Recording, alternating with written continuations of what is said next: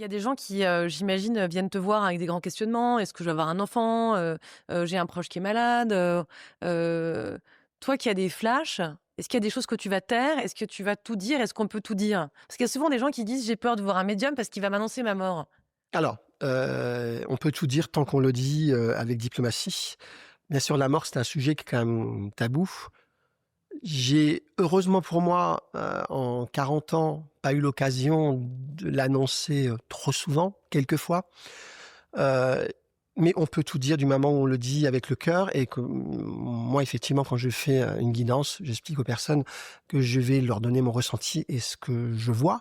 Maintenant, dès le départ, s'il y a des choses qu'elles ne veulent pas que je leur parle, par exemple de la mort, d'un décès d'un proche, on le sait dès le départ et effectivement là, je ne le dis pas. Parce qu'il y a une demande de la consultante de ne pas aller sur ce terrain, sur ce sujet. Donc là, je ne le fais pas. Mais dans la mesure où la personne vient me voir pour une guidance complète, on peut tout dire. La mort fait partie de la vie.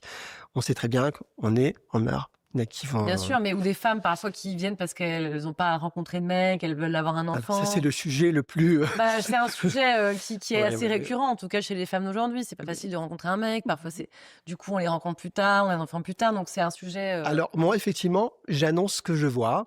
Quelquefois, il y a eu des moments qui ont été un peu